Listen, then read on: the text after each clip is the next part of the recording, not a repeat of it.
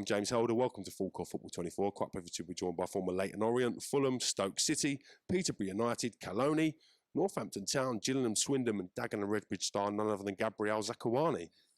Yeah, thank you for having me. I've been watching this channel, I've been communicating with you, and it's a privilege to be part of the journey. I've got to say, I love that. I love it when people have watched a few of the interviews and stuff, so they kind of know what's going to go on. Yeah, no, I just knew you might throw a few bombs, so I was just getting ready for the kind of bombs you've thrown before. Do you know what I mean? Love that. I want to look a little bit back on your footballing journey, your life, your upbringing and stuff. Yeah. Tell us a little bit about where you was born, Gabs. I was born in Congo. DR Congo. So it's a tough place to grow up in. I mean, it's I had to fend for myself, fend with my family, to make a living really. And then my dad got a job as a translator in Europe. So we moved across to England in '92. And since then I was raised, it started off in Wembley, Stonebridge area, and then moved to Tottenham. And that's where I grew up. When you say life was hard for you in Congo, can you give us a little insight into like your early memories and your childhood? Yeah, what I remember is walking, I don't know, about what felt like 10 miles to get water, you know? So things like that. This is early on, you know. I was a little kid, but for me, it was just an adventure. You know, I weren't looking at it for what it was. It's only since I've got older and now that I see how hard it really was for my family and things like that. You know, you've got family out there struggling, always making ends meet, and you just, as soon as your achievement, when you work, it's about your next meal. You're always thinking about where your next meal will come from. So I've come from that environment, and yeah, it's just a privilege that I've actually got to where I am today, because to start at that bit, you don't really lose the power and the drive, because you know where you could have been. When your family moved to the UK, what part of England did your family settle into? We ended up settling in Tottenham. That's where in North London, Tottenham. You probably know a lot about it. So it's crime-ridden, quite rough, as people would say. But I mean, compared to what we had in Congo, it was brilliant. You know, like I enjoyed it. I could go to the shops, I had a bit of money in my pocket. You know, like basics. So it was just good to be able to fend myself and enjoy normal things, where before it was all about survival. Explain to me about settling into London as a young child. How did that integration for you work into a new city and a new environment? For me, I'll say it probably easy for me because I'm sort of a people's person anyway, you know. So to blend in, I tried speaking English was my first task. You know, learn to speak English. So you get teased out of, you get into a couple of scraps in school because of what, you know, certain things I'm saying, or people don't understand, or I might not understand things properly.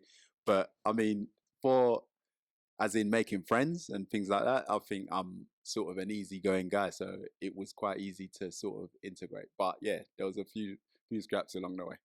What age did you start playing football then? What's your first initial memory of being involved in competitive sport? This is quite a funny one, because I think I started at around 9, I'd say. 9 years old, sort of started playing football. But I was terrible, you know, like, so I went in as a striker. I wanted to score goals, like all kids. So we was in Dagenham. We trained at a team called in Barking Colts, they were called, in Essex. So we was over there, me and my little brother, who actually made it in the MLS. So he's done very well for himself. And yeah, he was the good player, and I was just the tag along. And they said to my dad, no, it's not for him. That's the exact word I remember. The manager. And his exact words, he said, it's not for him. This ain't for him. But they took my little brother. After that initial setback then, how did your road develop? Yeah, so what I did was I sort of went to watch my brother play. And he was playing at the younger age groups, and he was doing well. He was getting scouted by Arsenal, and we would get season tickets to the Arsenal games. So I started going to watch Arsenal with him. And from there, I started building the love for the game. At the time, I didn't really like it because obviously I'd had a bad time. I'd had a stinker at this trial that I went to. So I started playing in school as well a little bit, but it took me a few years to sort of take it seriously. You know, I sort of just was in school and just doing what boys do, you know, and nothing really, not taking football serious. And then I joined a team, a really, really bad at the time Sunday team called Dagenham United. So I joined them and sort of learned how to kick a ball and properly and play the basics. And then they sort of found out I was centre back. You know, they said, "Nah, look, forget the attacking. You just stop the strike." So that's where it all started. My whole thing, what people know me as, this no nonsense defender. That's where it started. Literally, I had to. They identified the best player in the other team, stop him, and I was quick, strong. So that I just used that to stand out. So from there, I moved up to a better team in the Sunday League, and then at the end of that year, I wrote to every club you can think of for a trial. Really?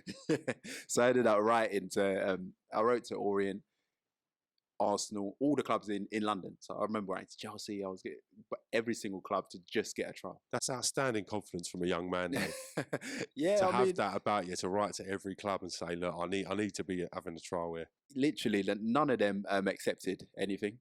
They said, like, we'll send us your fixtures, we'll have a look. But I felt like, now I'm older, I know that's just a ticker box to say they replied, you know. I sent all my fixtures as well, no one turned up. So it was a tough road, because at the time I felt I was ready now. You know, I've had my setback, I've gone back, learnt the trade, and now it was time to come back. And for me, now I just needed a chance of someone to take a punt.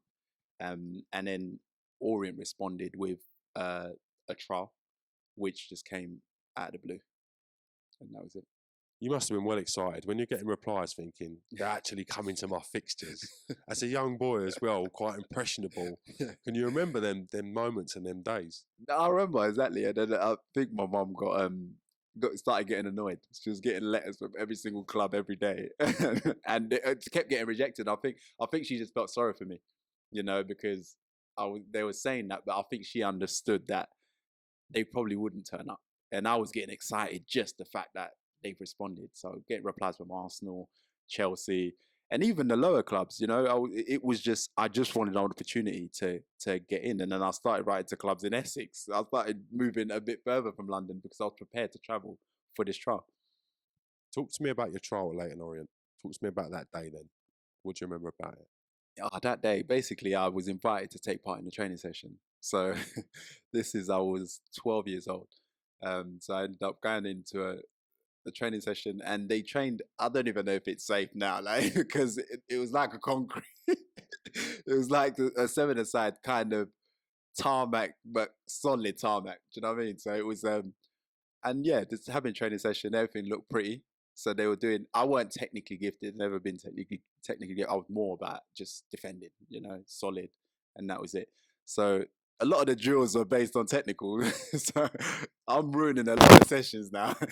They're doing one touch and it's going there. Do you know what I mean? So I'm thinking in my head, I'm getting so demoralized. I'm thinking, oh my God, like, it's going left. Like, it's not happening. And then we done like a 5-a-side match at the end. So right now in my head, I know that it's not gone well. We done a 5-a-side match, and people weren't used to the physicality, you know? So I was slide tackling, and this is like concrete, nearly, I'm telling you. And then the gaffer come after the game. No, the first team manager, who's Martin Ling, he was also managing the under 15s at the time, just looking after them. And he come to me and said, look, I don't think you're the best. You got a lot to work on, but I've never seen anyone slide on concrete. That's his exact words. That's brilliant. So he said, I've never seen anyone slide on concrete, so I can work with you, he said. He said, I can work something. So we'll invite you for another 6 weeks and just see how it goes. Wow. After that 6 weeks then, was you offered a YTS, a youth contract at Leyton Orient? No, I was offered at the time, because I was only 12. So I was offered a 2-year contract. But it was like, I would say, like, they knew what I could bring if I just learned the basics a bit better, you know, got a bit more technical, a little bit, just knew how to defend, because them leagues really are just a battle, and they knew I was ready for battle, but I just needed to add that little bit. So, I mean, my training sessions for the next 2 years, I'll train with the team, but I'd have an extra hour just passing with me and the coach one-on-one, literally just passing. They're just trying to get me that little extra step. They knew I was very, very physical, and that they kind of saw me. I think now, looking back, I think they really, really believed in me. How influential was Martin Ling to you at this age? Mm. How much would you have had to do with him around the club, coaching wise? I mean, yeah, he took a lot of time out for me. You know, he took a lot of time out. He was making sure that I was just doing my extras. He was always on my case. I couldn't be late because I knew he'd be on my back. And after the 2 years that I did, he offered me another two just before the YT stage. So I did that, and then he literally was always on me. Even when the first team needed a couple extra bodies, he'd put me in there knowing that. And I was thinking, look, he's setting me up because I'm going to ruin this. You know, all the first team players hated me because they'd have a game the next day. But I didn't know about all the take it easy on a Friday. So I'd still be smashing players. So it was just like the the first team manager would be coming to me and saying, look, calm down, you know, calm down. The boys have got a game tomorrow. But for me, if I don't play like that, that's just not my game. So I need to put my presence on. How long was it till you be training with the first team regularly? How did that integration into the squad work for yourself? It was basically the improvement from the extra sessions that I was doing was ridiculous because now I'm in year 11 in school, and like I'm basically getting days off school because they've called the schools for me to come maybe a day or two every week. So I was in school but training with the first team, you know, and that's just ridiculous. So I would have made my debut a lot earlier. I think a game got called off around Christmas time. So around Christmas, obviously, I'm looking forward to having Christmas with my family. But they said to me, no, you can't eat, can't do anything. You've got to travel with the team. But the game got called off. So it was, it was really early, you know, like it was ridiculous. Must have been a mad stage for you in your life. Mm. Some of your mates are playing for the school team. Some of your mates are going about their life. There's you sort of taking days off to go and play for Leyton Orient. Must have been a sort of bizarre situation. It was like, for me, especially the way it started, I did not see this coming. You know, I was way behind in the pecking order when I first come in. But I worked so hard. There was no other option for me.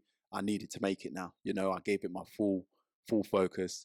And yeah, the people in school, to be honest, like maybe it may have looked like I was just lucky or whatever, but I know I put the graft in. And in school, yeah, I did get a couple of people telling me how lucky I am to be missing lessons to be with the first team. Talk to me about making your professional debut for Leyton Orient. Yeah, what do you remember about that day? Yeah, it was Bournemouth away, March 18th, 2003. Yeah, 2003. So it seems like ages ago, nearly 18 years. Do you know what I mean? So, I mean, yeah, that was my debut. I got on the bus. I had to make everyone a cup of tea on the bus because everyone, literally, the first team were picking on me, and literally, I couldn't. Every time I sat down, someone wants a cup of tea or someone, and it's always the young lad, you know. So I learned how to make teas, coffee. Literally, the whole journey there. I didn't expect to be in the squad. To be fair, there was 20 players, so and he could only pick 18, I believe, at the time. So yeah, so there was two missing out, and I thought surely it's me. You know, I'm going there for the experience. They turned up, and then he's named me on the bench. I'm like, oh my god, do you know what I mean? So I'm thinking in my head, wow. So I'm on the bench, and then we was losing 3-0. But for me, it's Bournemouth away. At the time was League Two, big club in that league, you know, at the time. 3-0 down. I came on with about 5 minutes to go. We scored while I was on, so it looked like I was involved in the 3-1. We lost 3-1, but while I was on, it was 1-0 to us. Do you know what I mean? So for me, and I'll tell you something that probably no one knows. The person I came on for is the comedian Steve-O the Madman. Believe it or not. For Steve-O the Madman himself. So he was a centre back. He was the guy ahead of me in the pecking order. So he got cramp. That's the only reason I come on. So it's like, it's ridiculous, you know. The story just is it's mad. And me and him have remained great friends. He's had no hard feelings about me coming in, sort of, and from there I didn't get at the team, you know. So I come in for the last 5 minutes, started the next game, and that's it. That's how it kind of turned around. That's so bizarre. It's crazy because if I explain the story with us, we used to go in together every day. We've had the pleasure of having Steve-O the Madman on the channel. Oh wow! Talking to him a little bit Yeah, about his yeah. life and football and Yeah, stuff. yeah. Not so much in depth about the football Yeah. stuff, but to have his name pop up again in such bizarre circumstances. Yeah, I mean, like we used to go in together. He used to pick me up from home because he lived in Enfield and I lived in Tottenham, and they're really close to each other. Was Steve-O any good?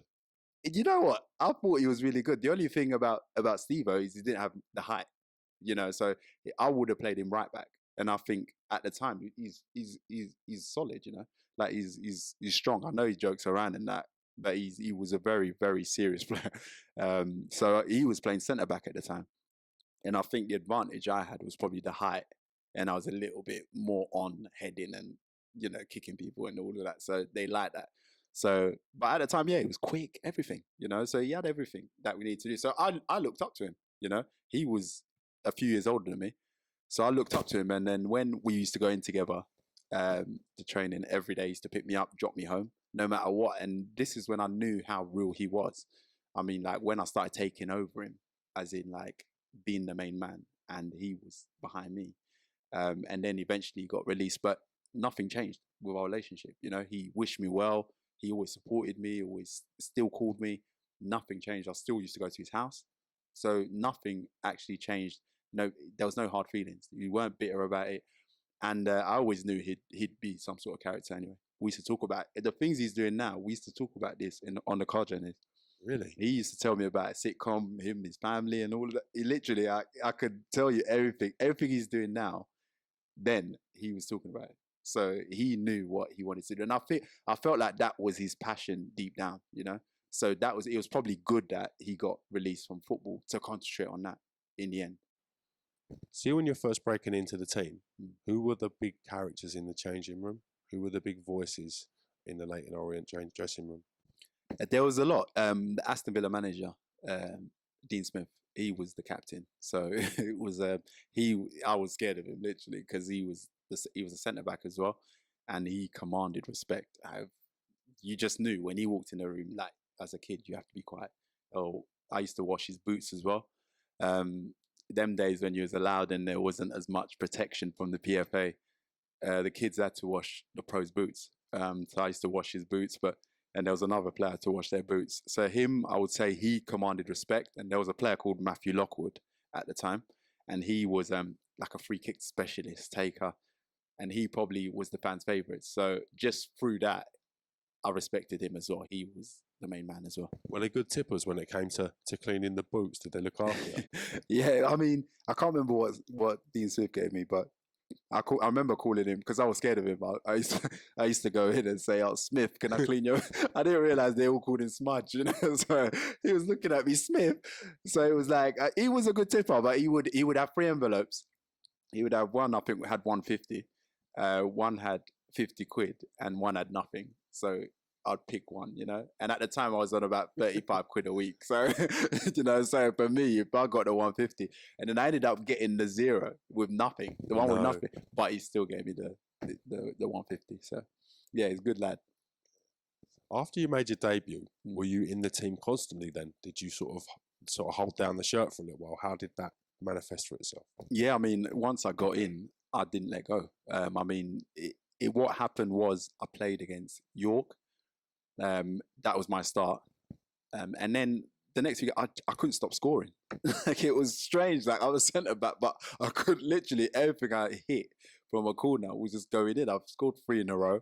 And then I was always a threat because I was prepared to put my head where it hurt. And so it was like, I just couldn't stop scoring everything. It was like I was meant to be there, you know. I worked hard at a lot of things.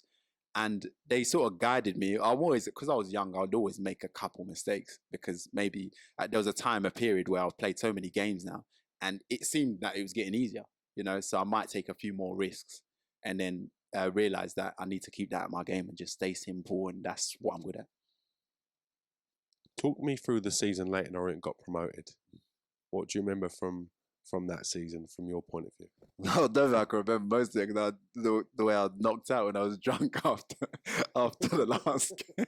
But no, what a season. I mean, like, that season we had the cup run. So we had a cup run with where we beat Premiership side Fulham. You beat Fulham, yeah. Yeah. Great So result. we beat Fulham.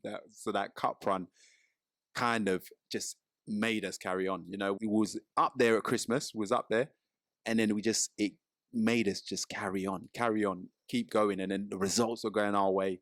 Teams are looking behind their shoulders and seeing us. We kept coming. We just kept coming. And in the end, I think we deserved it. We played the best football, and we just deserved it. I was getting a lot of attention from everywhere at the time because obviously I was very young and consistently playing. And it was just, for me, it was the perfect season. You mentioned that game against Fulham.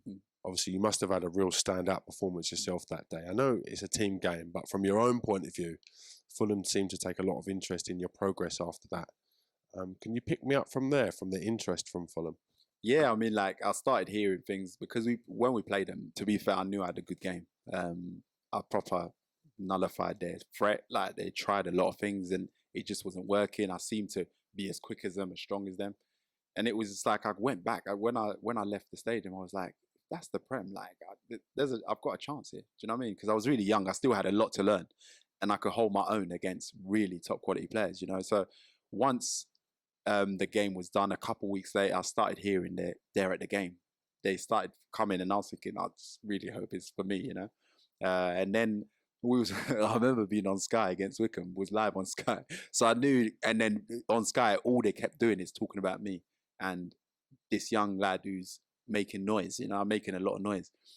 So we start the game against Wickham. First 5 minutes, I score an own goal. So in my head, I'm thinking, oh my God, like, I've just killed myself. Do you know what I mean? Live on telly, but I showed character to then sort of have a good game. But it was just not the ideal situation I wanted to put myself in. But the interest kept coming. I was getting Reading now, Charlton. So there was things building. And then I remember Barry Hearn coming to me towards the end of the season. And he's like, I think Fulham are going to bid for you. I think they are because they can literally keep calling, you know?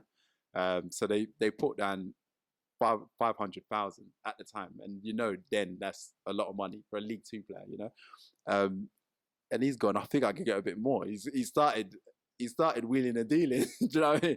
So he's got the gaffer's gone. The gaffer's gone. Take it, you know, because he's not worth 500. Do you know what I mean? So take the money. Barry's gone. No, I think they're prepared to pay more. So they've come with 750.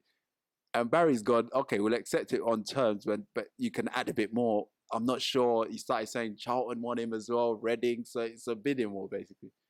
Then he's got $1 million, and then, Barry snapped his hand off for £1 million, and then he's added an extra add-ons to get another $500,000 on top of that. So I don't know how he worked that out, but at the time, to get that kind of money for a kid who's got no experience in anything higher was unbelievable. Talk to me about making that switch to Fulham.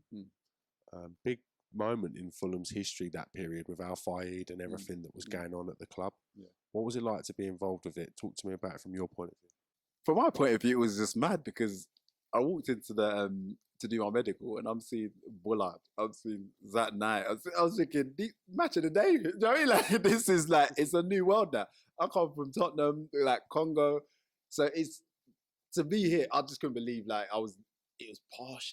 They put me up in nice hotels. It was just like, it was a totally different world. Even though I was a professional at Orient, it's still humble. Do you know what I mean? Like, so when I got to Fulham, it was like a totally different world. You know, it didn't, I mean, the move from being in League Two to the Prem is a big, big step. But when I just saw the place, the facilities, everything was just ridiculous. Obviously the money, everything just went up, you know? And yeah, that's what it was. It was just like, welcome, like, do you know what I mean? Welcome to like how the other half lived the whole time.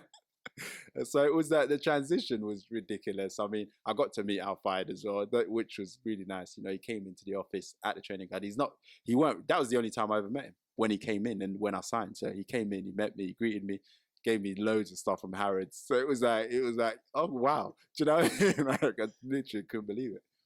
What did he give you, just out of interest? Like, what was in the gift bags? He gave me like some hoodies, which I didn't realize how expensive they were. So really, some hoodies. He gave me a watch, a Cartier watch as well, like a gift. And I looked it up, the price. I'm thinking, wow. Do you know what I mean? So it was like, it was just nothing I'd seen before. Like, you know, even to be fair, I was just happy that he took time to come see me and he knew my name. That was enough, you know. But when he handed me this bag after, it was just unbelievable. What was it like at the training sessions initially? Bearing in mind you've come from Leyton Orient, which things are going to be run differently, different club, different level. How was the training at Fulham in comparison? To be fair, for me, they were very good. They knew everything about me. That's the difference with the scouting at the top level. They know everything. So they knew my strengths, they knew my weaknesses, they knew absolutely everything. Chris Coleman, who was the manager at the time, was a centre-back. So he literally took me under his wing. He said to me, look, you're young. I just want to help you get to the best you can do, you know? And it was a shame, like, when he left, actually, because he was the one who was literally preparing me for that step up. And the training, I mean, like, the training was different level, obviously. You know, I'm looking at players, I'm thinking, wow, like, how did he do that? So every time I'm just thinking, but then they were wild as well, by the way I defended as well. So it was like, it was hand in hand. They were very technical, they were skillful. They knew how to play, they knew how to pick a pass. They knew everything I didn't, but the rough side, they were all shocked at times when people are through on goal and I come out of nowhere and smash some striker. They're all on the side, literally going, wow, like, do you know what I mean? So we complimented each other in that way. And I think if Chris Coleman stayed, I think I would have probably done a lot better there. Chris Coleman, obviously fantastic player for Fulham, club captain before obviously injury forced him to retire. As a player, he had a reputation of being quite wild, quite a wild man. What was he like as a manager? Yeah, I mean, as a manager, for me, I could see where they were wild, where people say wild, because he was always on the banner. Always, he was involved. Like, he was one of them people. He's in there with us, involved. But when it's time to get serious, he was serious, you know. So there was always a boundary with him, you know. You can have a laugh. He'll come in, have a proper laugh, and the next minute he just switches and he wants to get on it, you know. So I could see why they're saying that. But for me, it was more, he was guiding me, you know, he was mentoring me. He was helping me out. Again, he'd stay behind after sessions, do a bit extra. And who better to learn from, to be honest? Did he take a lot of the sessions himself? Would he have been hands-on with the coaching, or would the coaching staff done a lot of the day-to-day stuff? Nah, to be fair, he on that side, he was quite lazy. Really? There was a guy, Steve Keane. You remember he was at Blackburn? So Steve Keane would sort of be the hands-on man. And you might see Chris Coleman maybe 3 times a week. So he was in and out. I mean, when he took a session, he was on it. You know, he was 100% on it, and you know he'd done all his research. He would be literally pinpointing everything on the session. See, he was very, very, very detailed. But the one who done the sort of running around and getting the sessions together was Steve Keane, I'd say. What was his man management like? How did he deal with the players? I know you enjoyed his sessions. You enjoyed the time he gave you. How was he with the senior pros? No, he was. From what I saw, he was very good. I mean, I can't remember anyone who had a bad word to say about him. You know, he always backed the players. He didn't criticize in public, never. He'll batter us in the dressing room. But on the telly, he always took responsibility. And that's one thing I respected. You know, he never, ever hung anyone out to dry on telly or anything, or made a statement or to the public. It was always in-house, and you knew he had your back no matter what, you know. So he was very loyal in that sense. See, at Fulham, you got a lot of players on big money and stuff. Would there be some card schools going on? Would there be some big money changing hands in bets and stuff? There was. I mean, like, because for me, all this was new. Do you know what I mean? So I'm coming in like, I've just like kind of transitioned into big money for me, you know. So for me, it was life changing for me. But I obviously knew that there was a lot of players in the England squad. You got Zach Knight at the time who made an appearance for England. He's a big name at the time, making noise. He's on big money. You got Bon Morte. You got, do you know what I mean? There's big players. Jimmy Bullard. And there was car schools at the back. Jimmy Bullard, Ian Pearce, I remember, who won the league with Blackburn. So they were the two I remember always arguing about with big money on the table. So it was mental.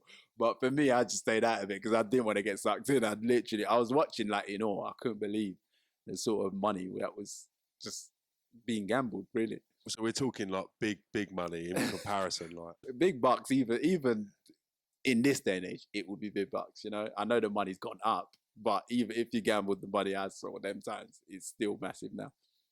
what was Jimmy Bullard like around the club? What was he like with the younger pros? Oh, Jimmy, like, you know what? I don't think I've met characters like him in any walk of life ever. I mean, we signed the same day, me and Jimmy. So we come in and straight away, it's like he's been there 20 years. Do you know what I mean? He literally he knew the tea lady, he knew everyone. He was walking in everywhere, just saying hi to everyone, making jokes, hiding people's stuff, doing the silly things. So he made the place like his already. You know, people knew who he was, what he's about. And he sort of gave us that team spirit where everyone was just on banter. Everyone, it was like a little family now. So I feel like he was an important signing at the time. And he settled in so quickly. So for me, Jimmy, from what I remember, he was like a pest. He was annoying, but he's one of them people, when he's not in, you miss him, you know? So he was that kind of person. And with the young lads, Jimmy would treat the young lads the same as he'll treat the senior pro, the main man, you know? So he was the same with everyone. He didn't go after anyone or treat this one different. He treated the manager the same as he treated the young lad. It was exactly the same. You got the same treatment from him. He'll still hide your stuff or park your car 2 miles down the road and you think you've lost it. Little things, that ridiculous stuff. And you think, come on, like, seriously, grow up. Like, you know, you're thinking, even I'm thinking, and I'm younger than him, and I'm thinking, just grow up for a minute. Have you ever seen anyone take offence to any of Jimmy Bullard's pranks while at Fulham? Yeah, actually there was one. This is at training. So there was a prank. I think he did one on the wrong person. So he done it on Chris Baird, and Chris Baird just turned around and chinned. What, full belt for a punch? Full belt chinned him, like, wow. Literally. And that's the thing. That was not taken well by even the teammates because we knew what he was about. He don't mean any harm in any of the banter he does. That's just Jimmy. He has to be seen to be doing something, you know? And yeah, so Chris Baird didn't take it well, yeah. What's the prank, just out of interest? What did he do to him? So I come back, this is the day I come back in from Stoke, because I was at Stoke and at the time on loan. I come back in for, I think I was going to extend my contract. So I come back in only for talk. So I only saw it from the Motspur Park, like through the windows. So I've seen him train. And then I just see it kick off, you know. So I think it's something he said during, like, while Chris was about to shoot or something like that. So I think, because I know he was taking a shot, and then out of nowhere he just lost it, you know. And Jimmy was sort of giggling at the time, so I knew he was involved. And then yeah, it just went off. After Chris Coleman left, did the mood around the club from the players' point of view change? Were the players very disappointed with his tenure ending and his departure? Yeah, the day, I mean, he left, I was at Stoke on loan at the time. So, but the players, so I spoke to, was it Beaumortier at the time? Or he might have just left. So it could have been Beaumortier was that, I think. And they were just like it's changed, you know? It's not the same. A lot of people felt the same. I felt like it didn't feel the same. So even when I went back in, I just knew that things had changed. The regime was different. It was just not as fun to be around, if I'm honest.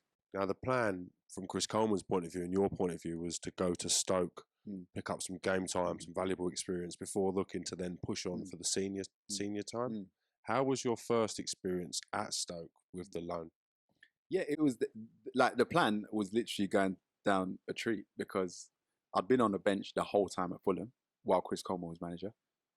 I'd play in the cup games, so like the League Cup and little.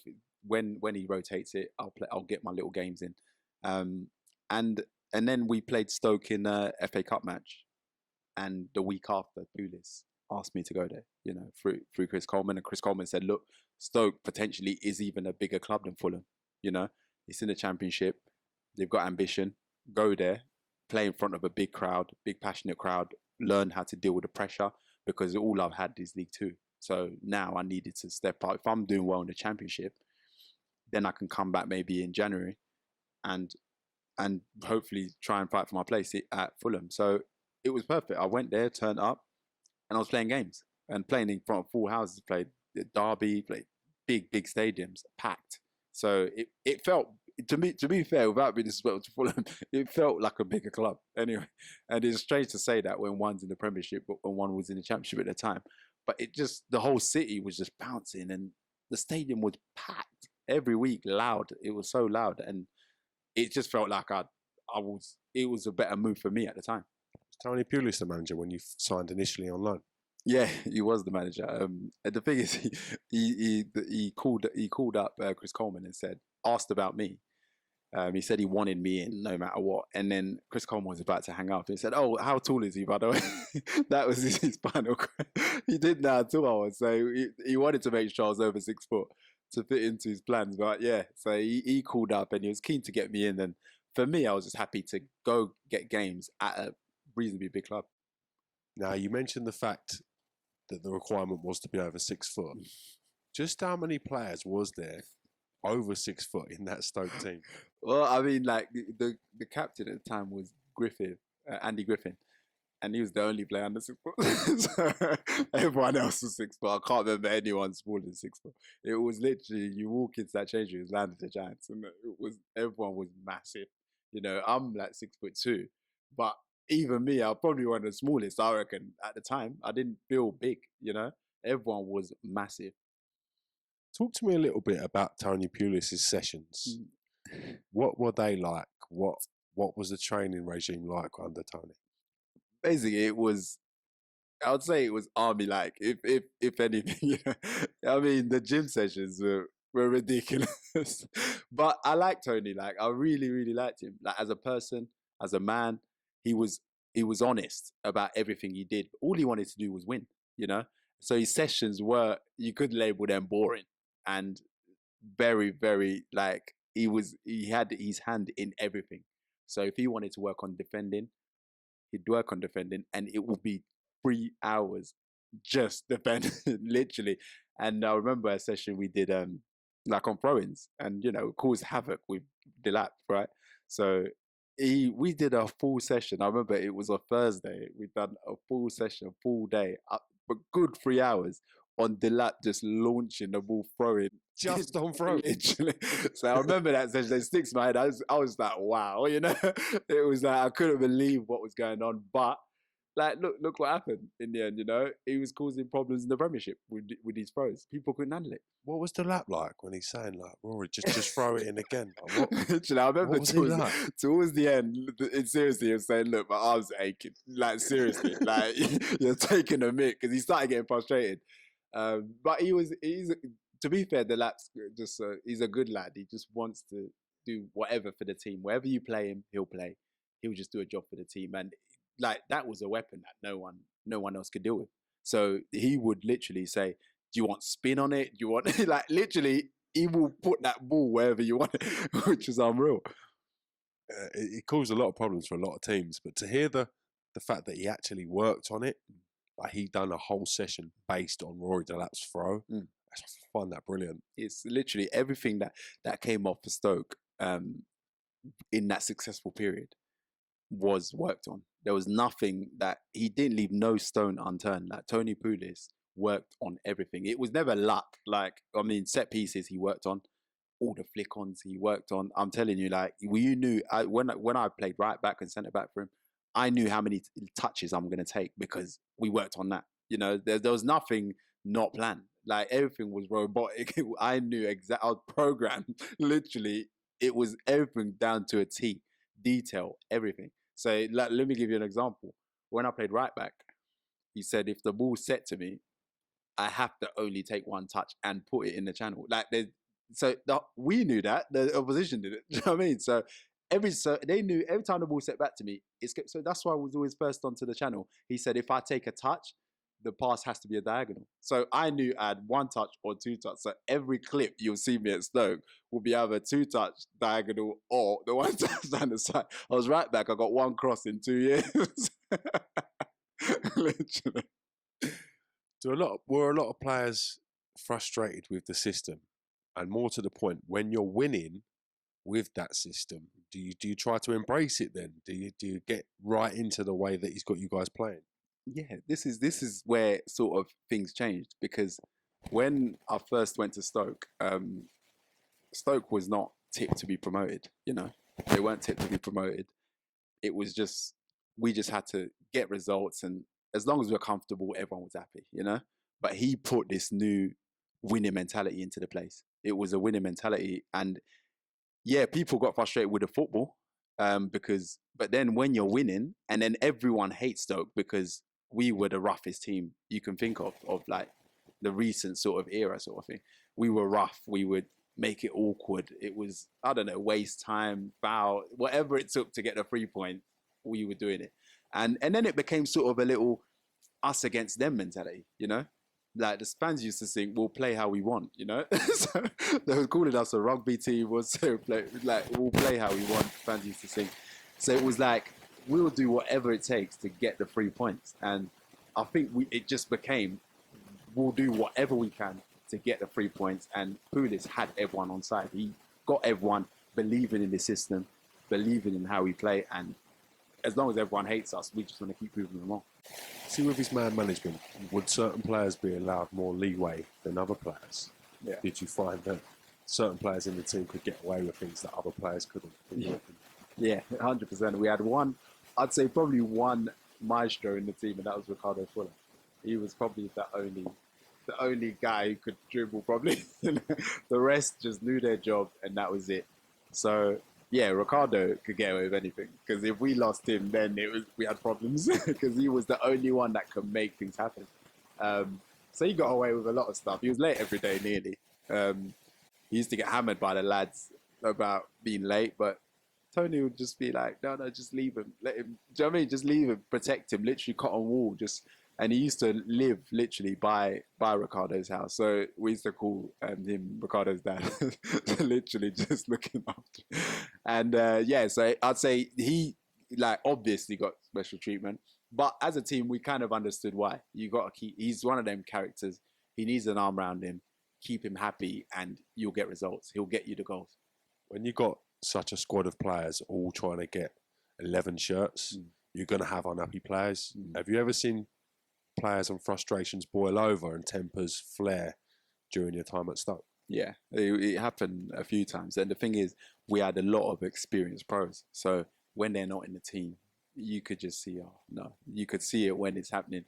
It's blaring. There was a few scraps, but Pulis liked it. Really? He actually liked it. You know, we had one with John Eustace and Liam Lawrence.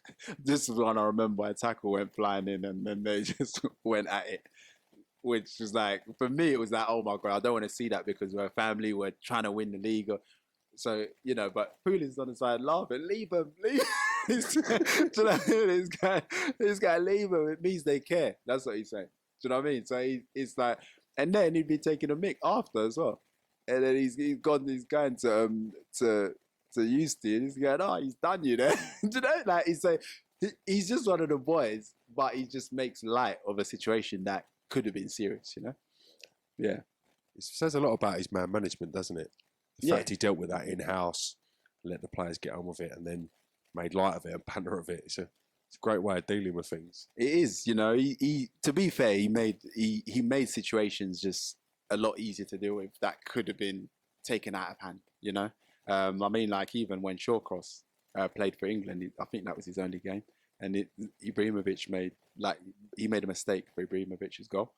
Yeah, he was giving him like loads at the training ground. Yeah, so he was battering him. So it was like he liked that kind of thing. But then it sort of made Shawcross okay to talk about it. There was no elephant in the room. Everyone spoke about it, got it out of the way, and that was it. Instead of him feeling awkward, thinking people were talking behind his back.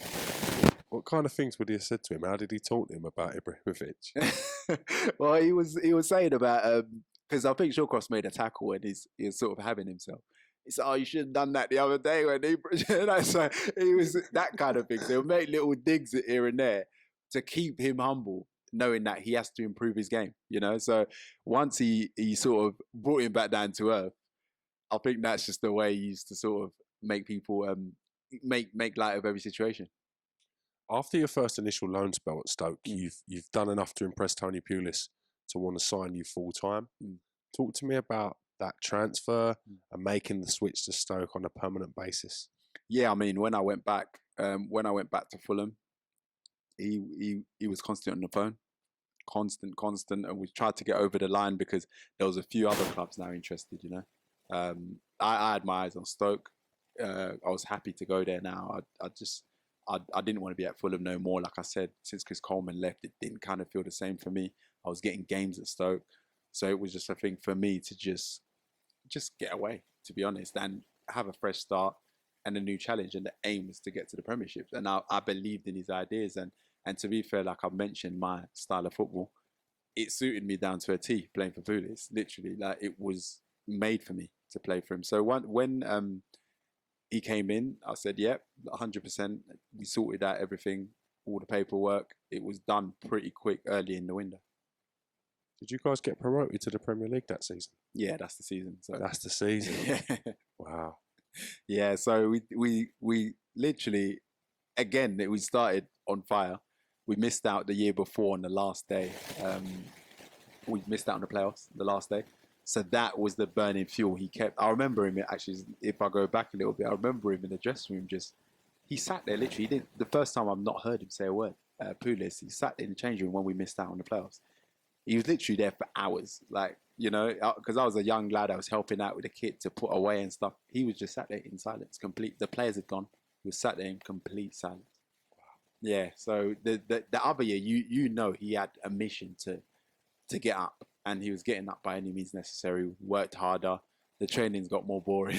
More throw-in sessions. More throw-ins. Literally, defensive sessions were literally. You walk out the training ground, you've earned every penny you made that day. So he had a hunger in his eyes. You knew we had to go up because he needed to.